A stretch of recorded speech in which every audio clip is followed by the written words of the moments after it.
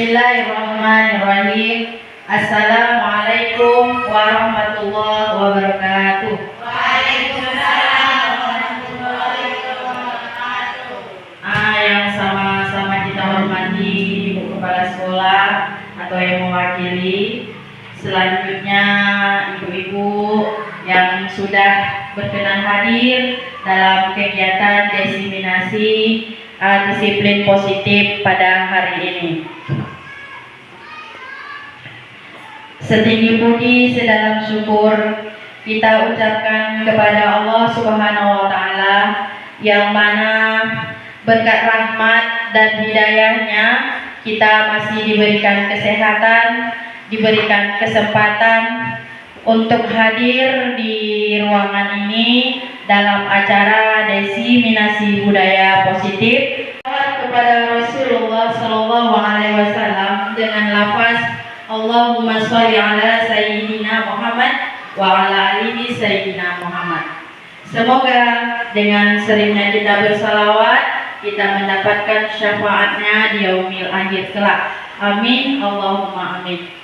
Ibu-ibu yang dirahmati Allah, sebelum kita mulai kegiatan ini, marilah kita membacakan basmalah. Bismillahirrahmanirrahim.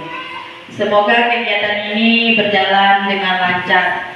Ibu-ibu yang dirahmati Allah, hari ini adalah diseminasi budaya positif. Ini adalah sebagai tugas saya sebagai CGP Angkatan 11 Kabupaten Pelalawan di SD 005 Makmur, yaitu aksi nyata modul 1.4 diseminasi budaya positif. Ibu semua sudah melihat juga di PMM tentang budaya positif atau disiplin positif ini.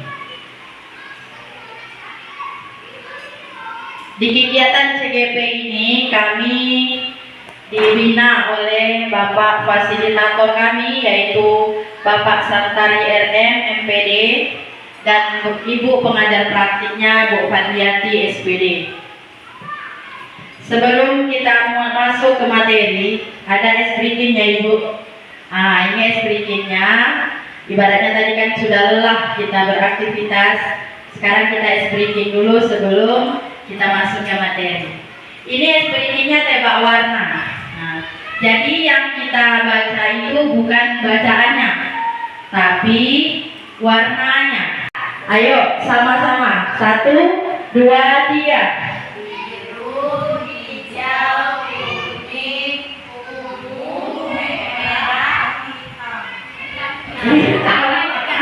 Ya, terus kuning, biru, ungu, merah, ungu, biru ya.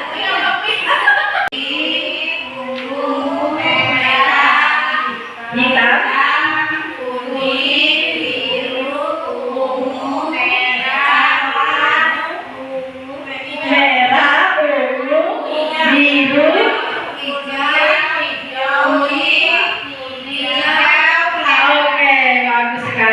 ini sebenarnya Ibu, saya pun kemarin terjebak ketika dibuat es breaking ini, ya. Berarti bahwa penglihatan kita, mata kita perlu dipertanyakan ya. Warna ini memang saya sendiri agak sulit untuk membedakan warna. Oke, Ibu semua, kita lanjut. Tujuan yang akan dicapai pada kegiatan ini yaitu dapat memahami konsep inti dari materi budaya positif serta menerapkan konsep-konsep budaya positif dalam pembelajaran dan seluruh aktivitas dalam kehidupan sehari-hari. Semoga apa yang saya sampaikan ini nanti bisa membuka wawasan kita untuk kita bisa sama-sama menerapkan budaya positif atau disiplin positif ini kepada anak-anak kita di sekolah kita ini. Perubahan paradigma belajar. Semua upaya pendidikan harus berpusat pada kepentingan siswa. Yang kedua, sistem pendidikan nasional tidak berjalan sendiri. Ketiga, teknologi mesti dimanfaatkan sebagai fasilitas pendidikan. Yang keempat, mengubah mindset birokrat. Jadi ini adalah tugas kita sebagai guru. Berarti kita itu semuanya, kita dituntut untuk bisa bagaimana pembelajaran itu berpusat kepada kepentingan siswa, terus kita sejalan dengan kepentingan nasional, dan juga memanfaatkan fasilitas pendidikan yang ada di sekolah kita. Ibaratnya kita ingin menggunakan Infokus, ya alhamdulillah di sekolah kita sudah banyak sekali Infokus yang bisa kita manfaatkan, dan sekolah kita juga sudah memiliki wifi yang bisa kita manfaatkan untuk mendownload video pembelajaran atau untuk media pembelajaran. Baiklah Ibu, kita masuk selanjutnya yaitu budaya positif. Apa sih budaya positif? Nanti kita akan membahas di sini budaya positif itu. Materi budaya positif itu ada disiplin positif dan nilai-nilai kebajikan universal, teori motivasi hukuman dan penghargaan atau restitusi, keyakinan kelas, kebutuhan dasar manusia dan dunia berkualitas, restitusi atau 5 posisi kontrol, restitusi yang ketiga segitiga restitusi. Ini kan ada juga ini materi segitiga restitusi ini di PMM. Disiplin positif dan nilai-nilai kebajikan universal, yaitu yang A, disiplin positif. Makna disiplin yaitu belajar kontrol diri dengan menggali potensi dari kita sendiri agar tercapainya tujuan yang mulia, yaitu menjadi seorang yang diri kita inginkan berdasarkan nilai-nilai yang diri kita hargai. Kita yang ingin menciptakan teori motivasi, ada 3 motivasi perilaku manusia. Yang pertama itu untuk menghindari ketidaknyamanan atau hukuman. Yang kedua untuk mendapatkan imbalan atau penghargaan dari orang lain. Yang ketiga untuk menjadi orang yang mereka inginkan dan menghargai diri sendiri dengan nilai-nilai yang mereka percaya. Maksud yang pertama ini menghindari ketidaknyamanan atau hukuman. Umpamanya, aku hari ini tak terlambat lah, nanti takut dihukum, kata anak kan, berarti dia masih sifat motivasi dari dirinya, perilaku dari dirinya, dia menghindari hukuman, takut dia dihukum. Makanya dia tidak termotivasi dari dirinya sendiri, karena takut hukuman dia datang cepat. Terus untuk mendapatkan imbalan atau penghargaan, dia antusias ketika ada kita beri hadiah. Nanti siapa yang bisa jawab, Ibu beri hadiah, dia semangat. Namun hal ini dia ingin terus menerus. Jika tidak ada hadiah, dia tidak semangat dalam belajar. Yang ketiga ini menjadi orang yang mereka inginkan dan menghargai dirinya sendiri dengan nilai-nilai yang mereka percaya. Ini biasanya sifat anak yang sudah tertanam di dalam dirinya. Ada tidak ada hukuman, ada tidak ada hadiah, dia tetap seperti menjadi dirinya sendiri. Ada itu di beberapa anak yang sudah ditemui di kelas saya juga demikian. Dia tidak mau itu berupa hadiah, mau ini dia tetap di jalur diri, kepercayaan diri dia yang sudah tertanam dari jiwanya. Ada, kita pun sebenarnya sebagai guru ada yang demikian. Ada kita yang hanya takut dengan hukuman, ada yang kita hanya sekedar mendapatkan imbalan atau penghargaan dari orang lain. Seperti perusahaan ini kan masih memakai teori ini ya untuk memotivasi karyawannya. Yang B, hukuman, penghargaan, dan restitusi. Ini hukuman tadi. Hukuman itu bersifat disakiti dan tersakiti. Korban mendapatkan keadilan, perilaku pasif agresif meningkat, mode paksaan, mencipta raturan tidak berlaku pada anak yang tidak takut, konsep dirinya buruk, menyembunyikan kesalahan. Terus yang terakhir, penguatan negatif. Jadi biasanya anak yang kita beri hukuman ini, dia insafnya itu ibaratnya cuma sesaat. Seketika itu saja dia insafnya. Dia yang untuk selanjutnya, apalagi tipe anak yang tidak ada takutnya itu, dihukum bagaimanapun hari ini berhenti, besok dilakukan lagi. Itulah efek dari hukuman. Konsekuensi, hukuman dan konsekuensi ini sebenarnya tidak jauh beda, yaitu efeknya tidak nyaman, korban korban bisa terabaikan, jangka waktunya pendek, membutuhkan moneng atau menghormati peraturan, stimulus respon, mendorong kepatuhan, konsep diri baik, belajar taat peraturan, pengaturan positif. Konsekuensi ini jika kita sepakati dengan peserta didik kita, ini tidak masalah, ya. Umpama di sekolah kita memiliki aturan, kalau sekarang bukan aturan namanya, kesepakatan. Nah, kesepakatan kita dengan peserta didik, kesepakatan kita dengan orang tua dan peserta didik. Jadi ada konsekuensi yang diterima peserta didik kita. Jadi sebenarnya ini harus kita sepakati terlebih dahulu. Yang ketiga, restitusi. Pilihan dan mendapat penguatan, korban mendapat ganti, masalah terpecahkan, belajar bertanggung jawab, jangka panjang, teori kontrol, konsep dirinya baik, menghormati diri dan orang lain. Inilah yang diharapkan pemerintah kepada kita saat ini. Apapun permasalahan di sekolah, kita harus menjalankan disiplin positif ini, salah satunya dengan restitusi tadi. Nanti ada contoh juga bagaimana cara menerapkan segitiga restitusi. Contoh hukuman. Hukuman inilah contohnya.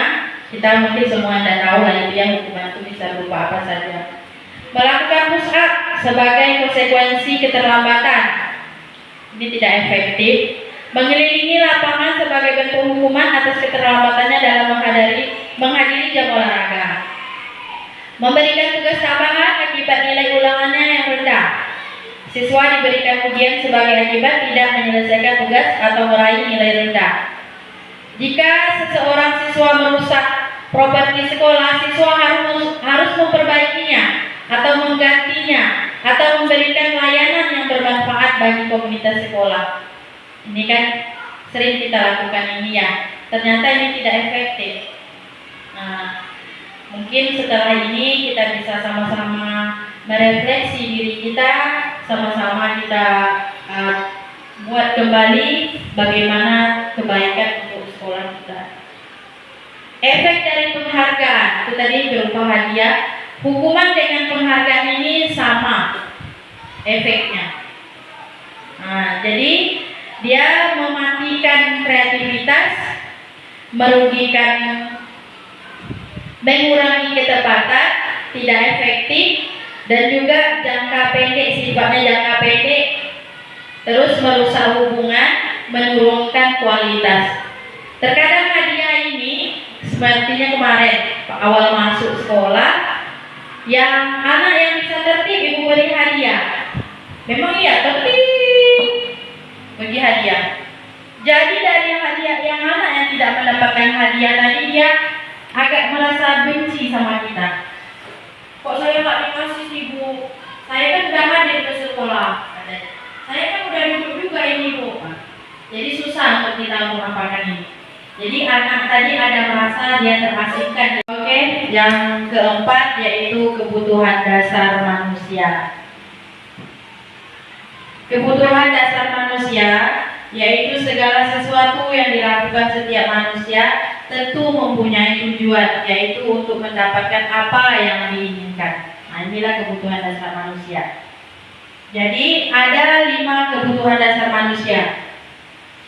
Yang pertama kebutuhan bertahan hidup, yang kedua kebutuhan cinta dan kasih sayang, kebutuhan untuk diterima, yang ketiga kebutuhan penguasaan, kebutuhan penguatan atas kemampuan, yang keempat kebutuhan kebebasan, kebutuhan akan pilihan, yang kelima kebutuhan kesenangan, kebutuhan untuk merasa senang.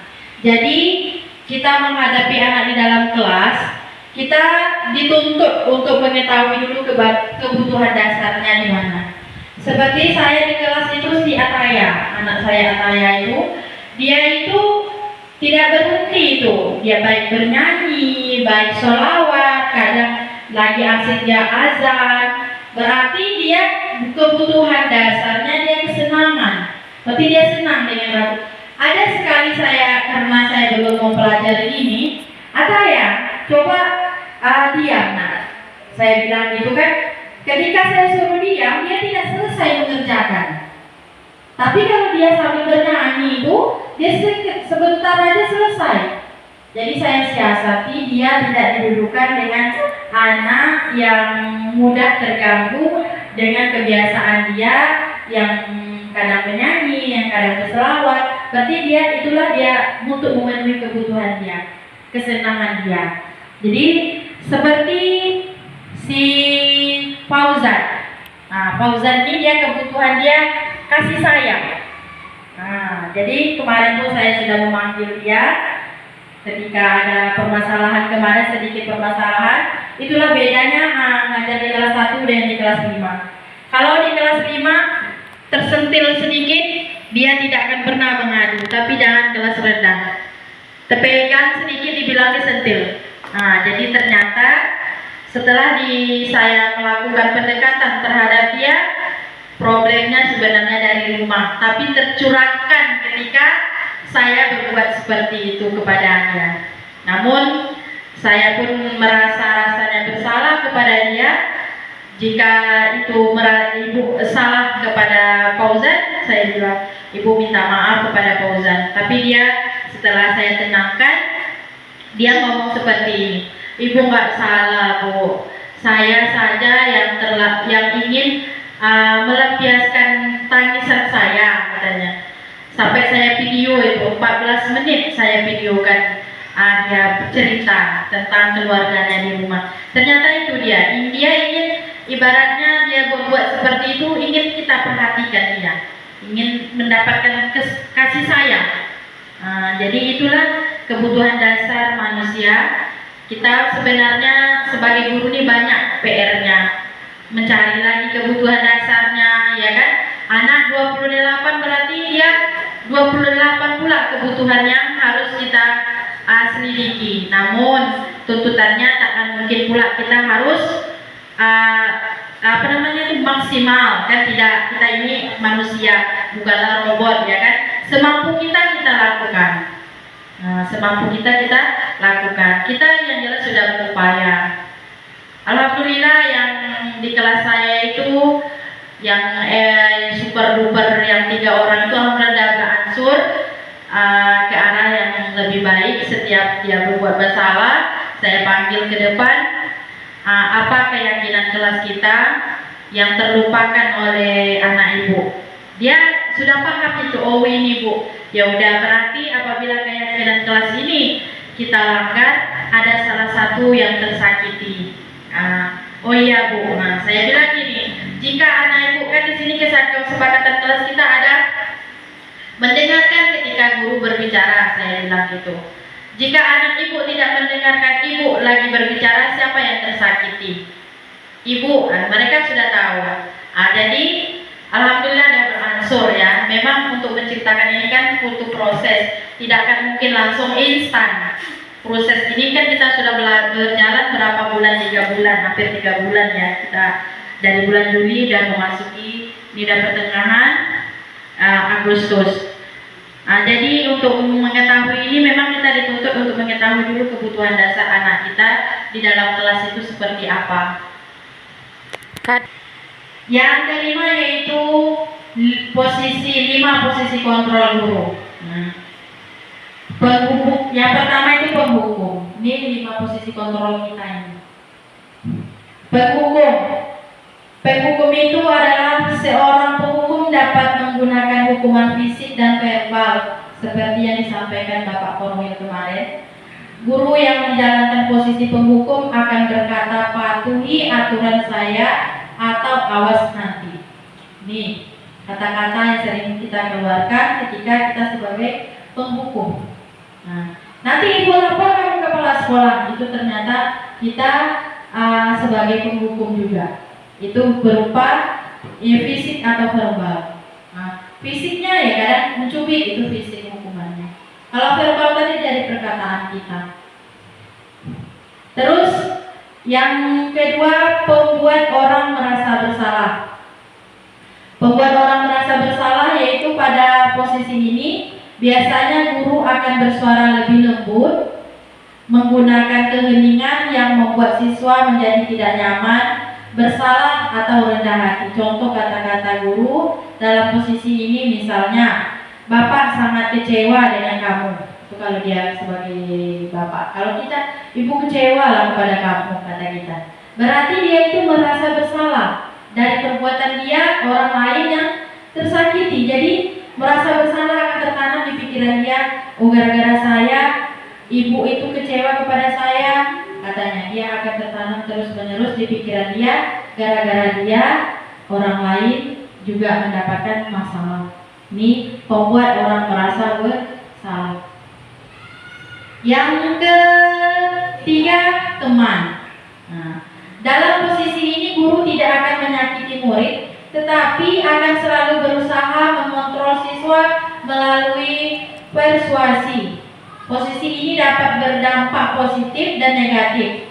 Positif berupa hubungan yang baik antara guru dan siswa. Contoh kata-kata guru yaitu, ayo bantu, ayolah bantulah demi ibu ya. Nah, karena kita sering juga membuat posisi kontrol seperti ini, terutama saya sendiri pernah melakukan ini.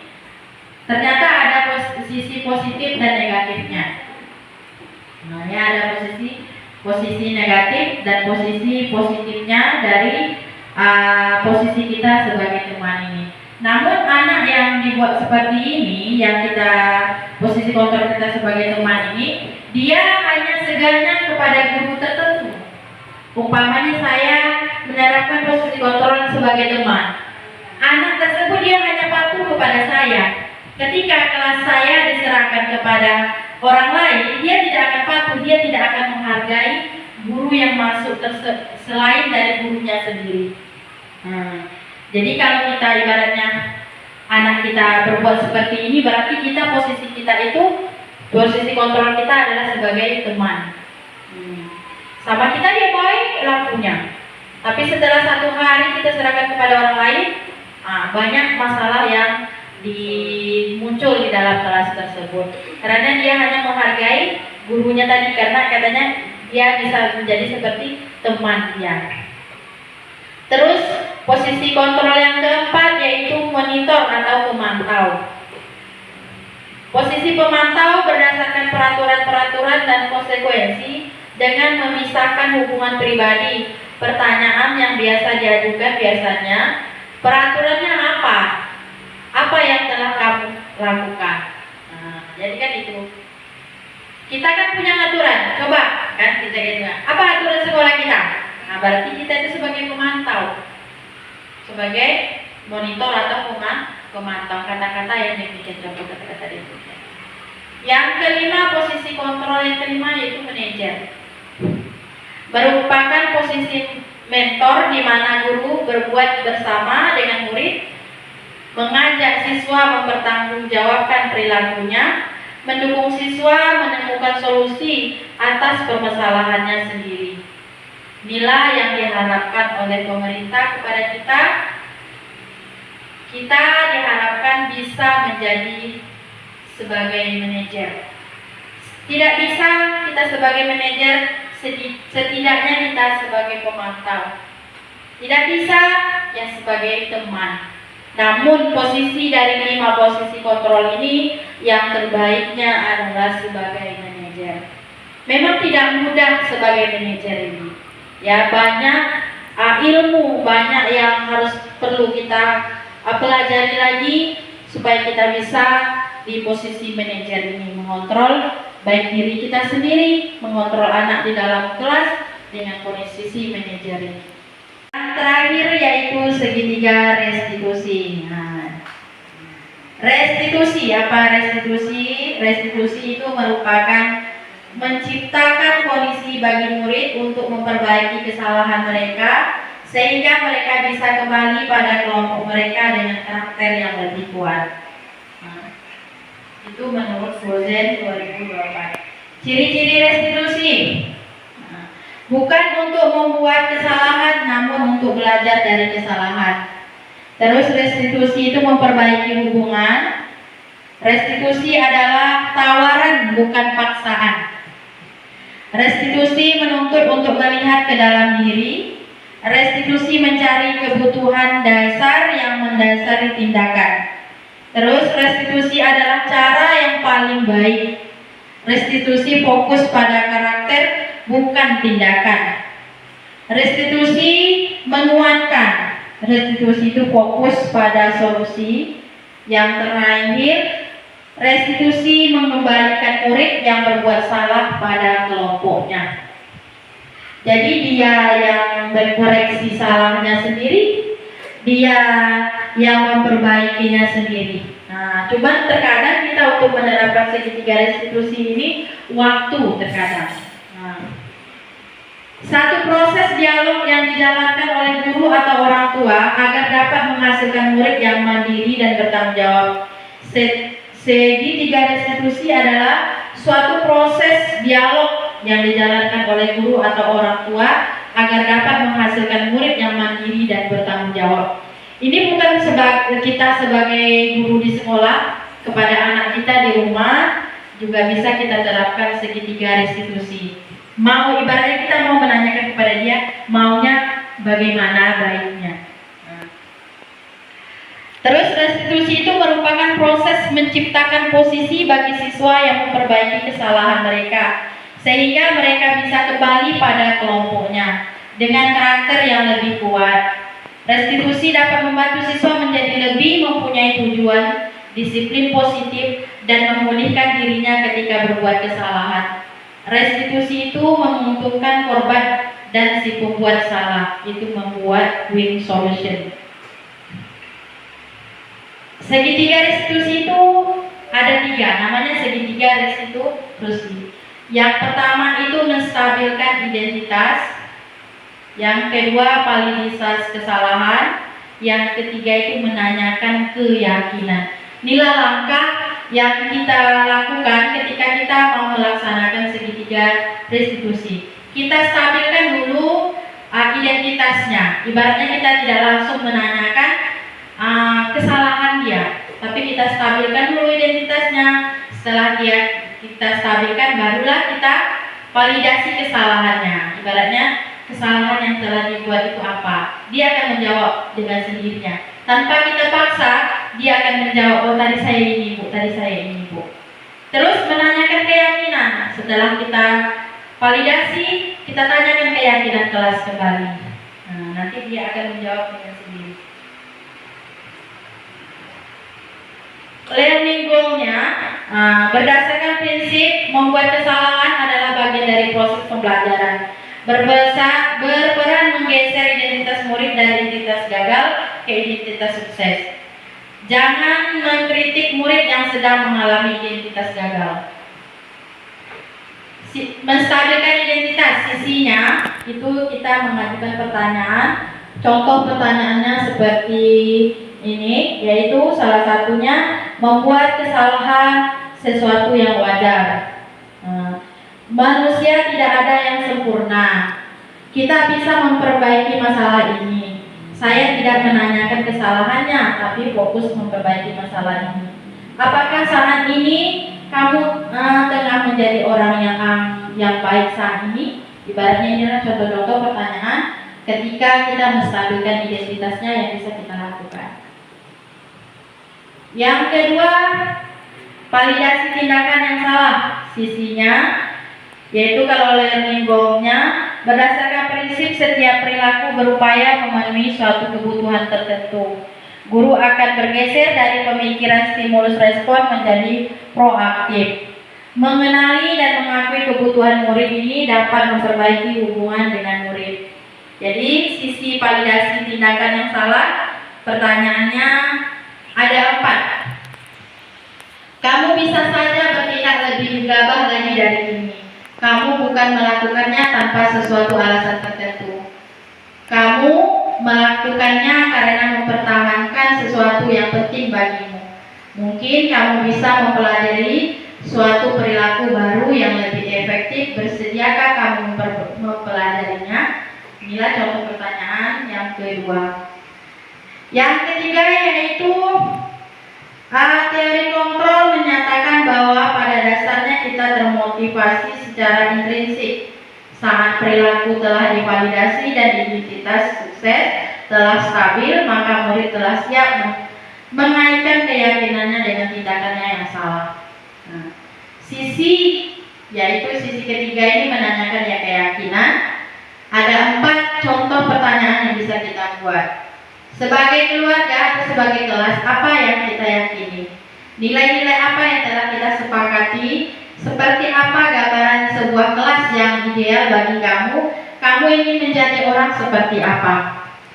Nah, ini contohnya. Ini adalah contoh penerapan segitiga restitusi. Ini Siva. Dia posisinya dia merasa kesal karena kertas ujiannya selalu dicontek temannya. Silakan disaksikan.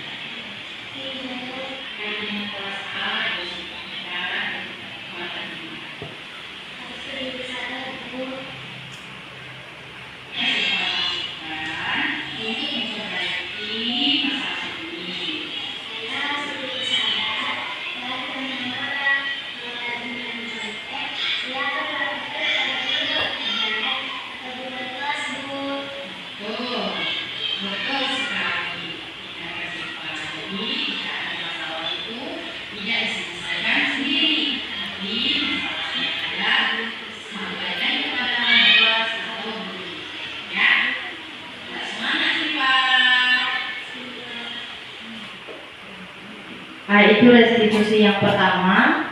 Yang ini contoh restitusi yang kedua.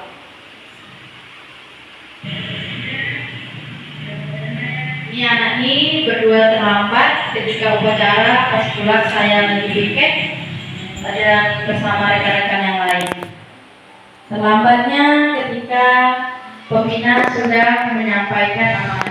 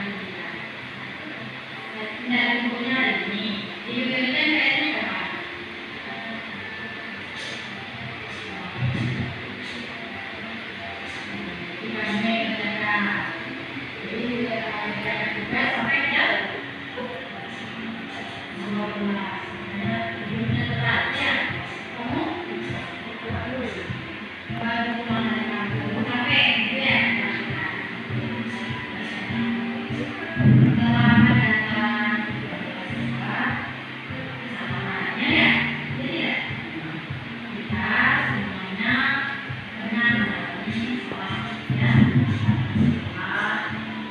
Ibu juga bermasalah.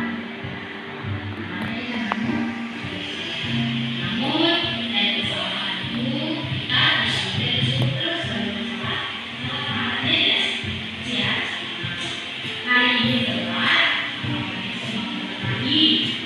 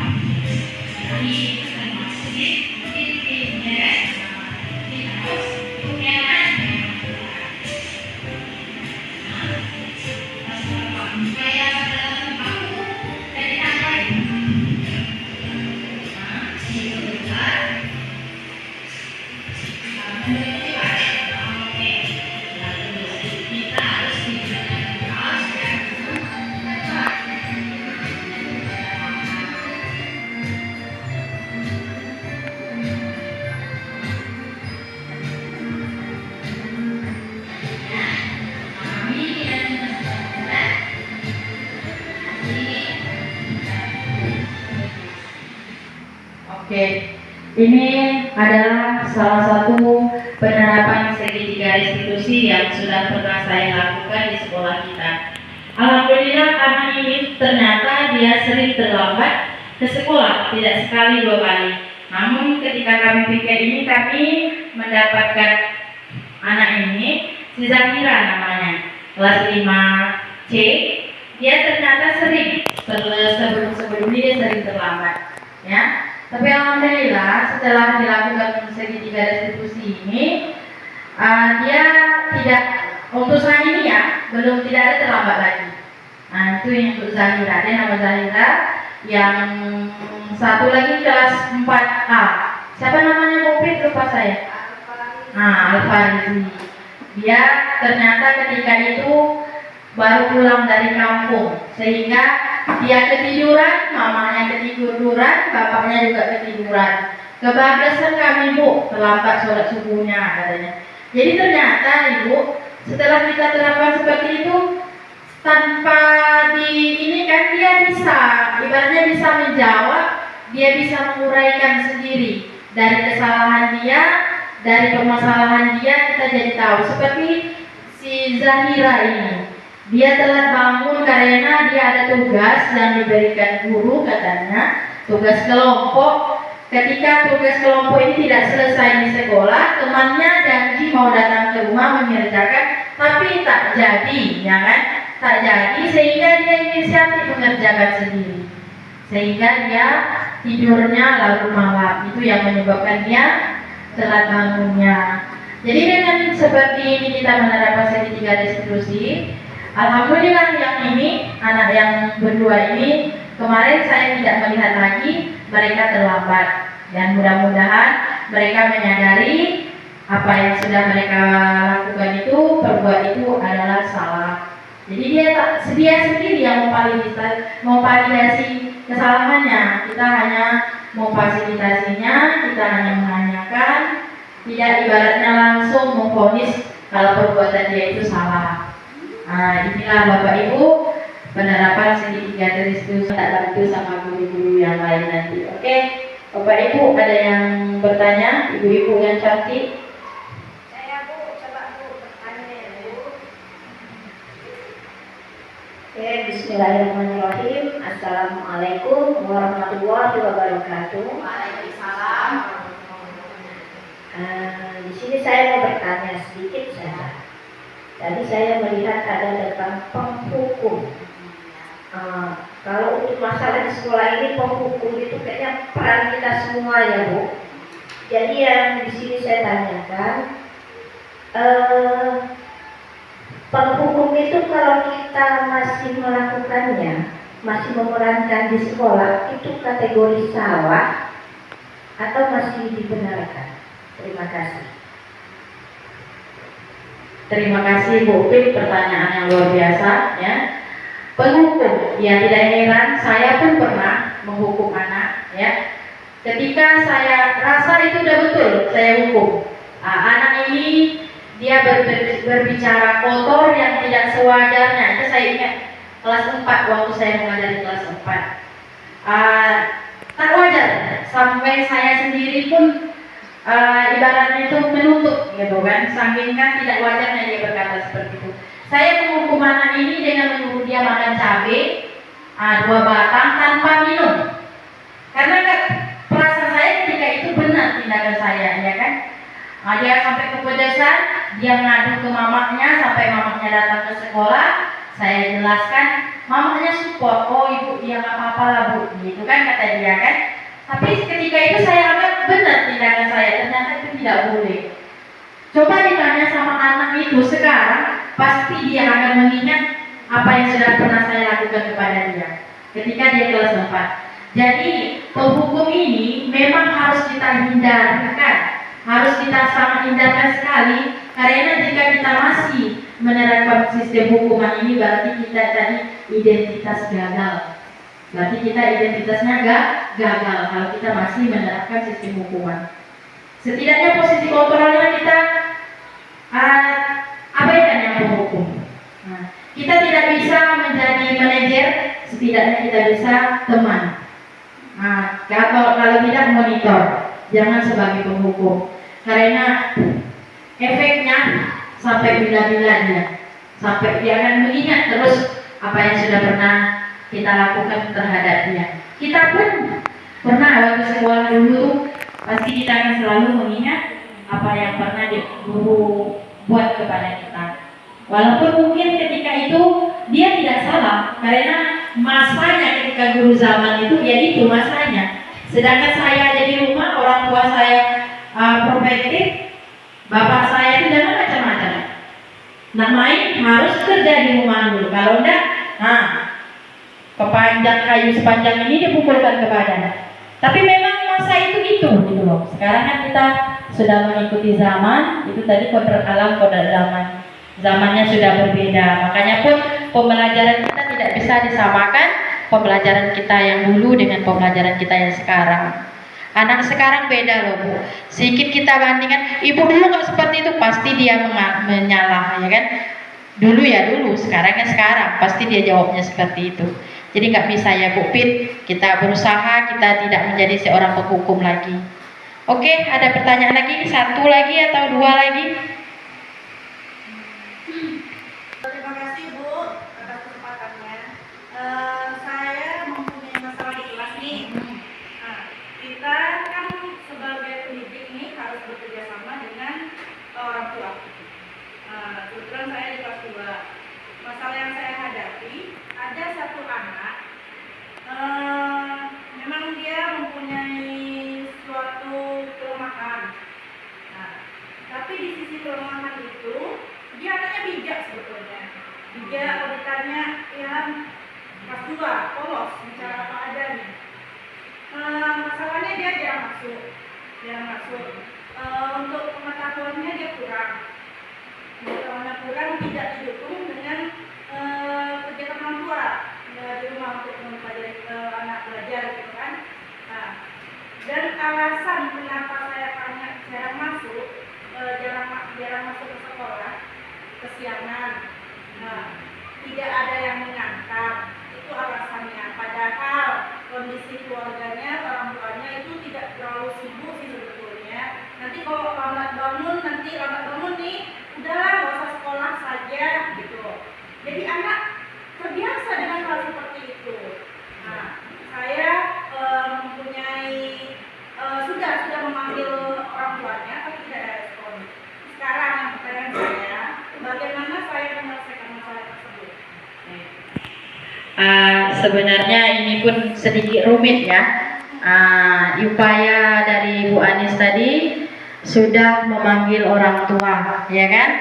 Anak juga sudah dilakukan pendekatan.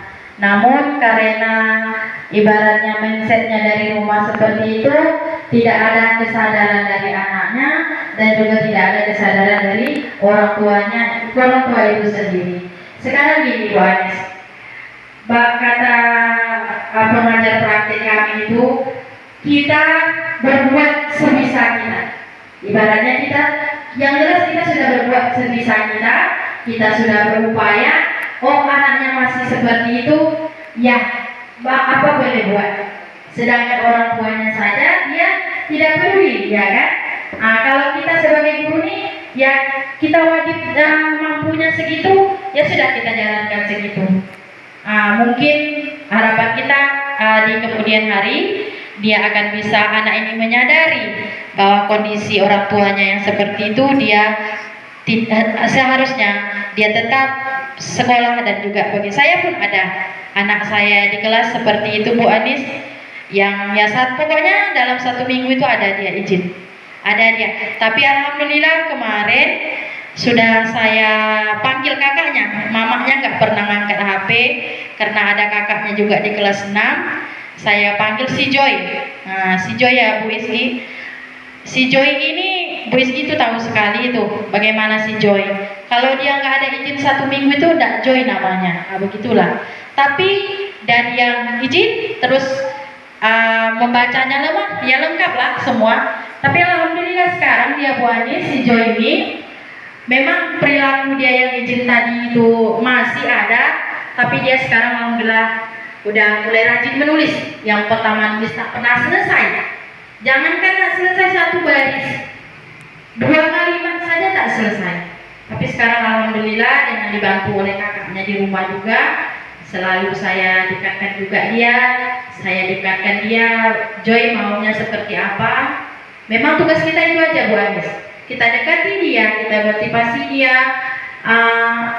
Rasanya sudah kita berupaya, dia juga tidak berubah, ya apa boleh buat, itulah kemampuan kita.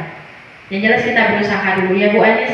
Mungkin kawan yang lain yang ada menambahkan, rasanya nggak cocok dengan jawaban saya atau ingin menambahkan, silakan. Gimana ibu senior kami, rasanya sudah pas jawaban saya? Oke.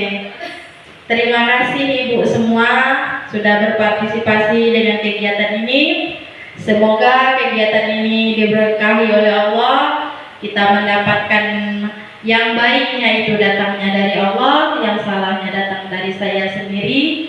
Jika ada baiknya ambillah, jika ada jeleknya buanglah jauh-jauh.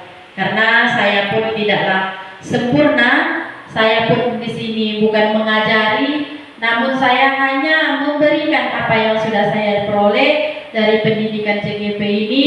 Saya pun dari semuanya itu pernah saya alami. Saya merepit sampai saya ibaratnya itu menjadi beban pikiran selama kepada saya. Ternyata selama ini yang saya lakukan itu salah. Sampai menurunkan air mata. Serius, itu tidak ini. Oh, yang saya lakukan sebenarnya ini salah, baik saya terhadap anak maupun perbuatan saya terhadap teman. Maklumlah, saya kadang berseloroh, tetapi kadang teman menanggapinya serius. Itu namanya saya sendiri. Saya pun masih belajar dan belajar. Kita sama-sama belajar. Saya tidak niat menggurui apapun. Terima kasih atas partisipasinya. Semoga dengan berkah kita bersama ini Allah lancarkan segala urusan kita. Allah mudahkan pekerjaan kita sebagai guru dalam mencerdaskan anak bangsa ini. Amin ya rabbal alamin. Saya akhiri. Wassalamualaikum warahmatullahi wabarakatuh.